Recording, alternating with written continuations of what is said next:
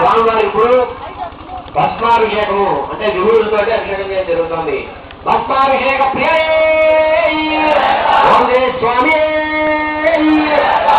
స్వామి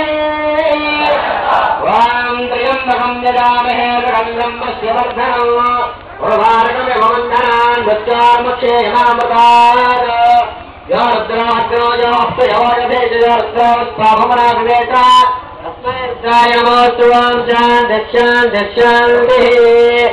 ఓ స్వామి ఆత్మాభిషేక ప్రియ స్వామి. స్వామివారికి ఇష్టమైన సంఖ్య 18. ఆ యొక్క 18 నామంతో ఉన్నటువంటి 18 సంఖ్యలో ఉన్నటువంటి హిరణ్యాభిషేకం అంటే స్వామివారికి రూపకాశంతో అభిషేకం చేయడం జరుగుతుంది. 18 రూపకాశంతో ఈ 18 రూపకాశం కూడా స్వామివారికి అభిషేకం చేయడం జరుగుతుంది. ధనమగ్నం వాయుధనం గోజోధనం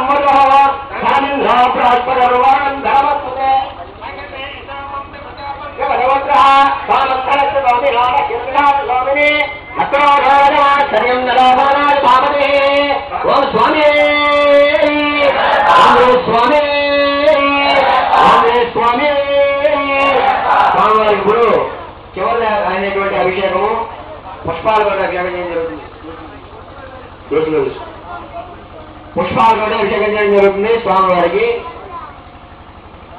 ఈ యొక్క పుష్పాలతో అభిషేకం చేయించాలంటే కనుక స్వామివారికి కమలమాలలో అయ్యప్ప స్వామివారి యొక్క పుష్పాభిషేకానికి ఇది కూడా ఇందాక చెప్పినట్లుగానే మాఘ పూజల్లో మాత్రమే చేస్తారు. సాయంకాలం సమయంలో ఆ పుష్పాభిషేకం చేసే సమయంలో కనుక మనము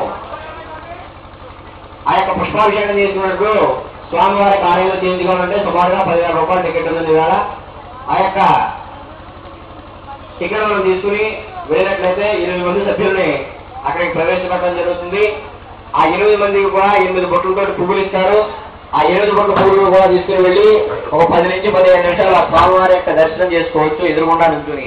ఆ 15 బొట్ల 8 బొట్లలో కూడా పువ్వులు పూర్తి చేసినంతసేపు కూడా మనం అక్కడ నుంచోబెట్టిస్తారు. 10 నిమిషాలు మనం అక్కడ నుంచోవచ్చు. ఈ రోజున చూడండి చాలా మంది శబరిమల వెళ్ళిపోయిన తర్వాత స్వామి దర్శనం చేసుకోవాలంటే సాధారణంగా వారికి ఆ జనాల్లో తోపులాట్లు అయిపోయినా సరే పక్క వాళ్ళకి చెప్తే అయ్యో ఇబ్బంది ఏమో నేను దర్శనం చేసుకోలేకపోయానేమో అని చెప్పి చాలా సందేహం వల్ల చేసుకున్న తర్వాత నాకు 4 సార్లు అయింది, నాకు 5 సార్లు అయితే చెప్పుకుంటూ ఉంటారు.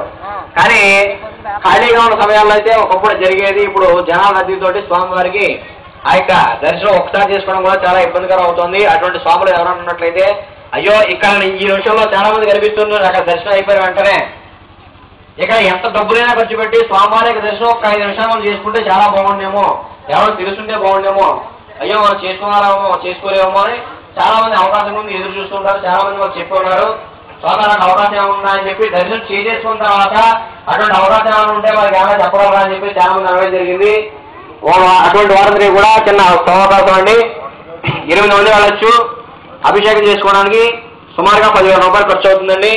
8 మంది కూడా ఆ 10,000 రూపాయలు కూడా ఖర్చు చేసుకున్నట్లయితే 8 మంది కూడా వెళ్ళి ఆ 8 బొట్టలతోటి స్వామివారి పుష్పాభిషేకం పుష్పాలన్నీ కూడా అభిషేకం చేసే వరకు కూడా ఆ 5 నుంచి 10 నిమిషాలు స్వామివారి ఎదురుగుండానే నుంచుని స్వామివారి యొక్క పుష్పాలతోటి అభిషేకం చేయించుకోవచ్చు. అలాగే మాకు మన దండపాలకుడు స్వామివారి అబ్బాయి అయినటువంటి వేలుగుడు స్వామివారి ఒక సంవత్సరం మమ్మల్ని గణపతి హోమం చేయించడానికి దౌర్వాలు తీసుకుని వెళ్ళి ఉన్నారు. అక్కడ మాకు అవకాశం కల్పించారు ఈ విధంగా పుష్పాభిషేకం చేసుకోవడానికి. ఆ పుష్పాభిషేకం చేసుకున్నప్పుడు స్వామివారికి అభిషేకం చేసుకున్న తర్వాత స్వామివారికి ఒక చిన్న కిరీటం ఉచ్చారణంతో కూర్చున్నటువంటి కిరీటం స్వామివారి విగ్రహానికి పెట్టి తర్వాత యారుగుడు అల్లినటువంటి దండ పుష్పమాల ఒకటి యారుగుల దండ ఒకటి ఆ స్వామివారికి వేసి ఆ తర్వాత 8 బుట్టలతో కూడా స్వామివారికి పుష్పాభిషేకం చేసిన తర్వాత 8 బుట్టలలో కొద్దిగా పువ్వులు తీసి మనకి ఇవ్వడం జరుగుతుంది. అలాగే అక్కడ దండం విభూతి స్వామివారి ప్రసాదంగా ఇవ్వడం జరుగుతుంది. అలాగే స్వామివారి శిరస్సు తాగినటువంటి ఆ యొక్క కిరీటాన్ని స్వామివారి మెడలో వేసినటువంటి ఆ యొక్క యారుగుల దండని కూడా ఎవరైతే అభిషేకం చేయించుకుంటారో ఆ స్వామివారి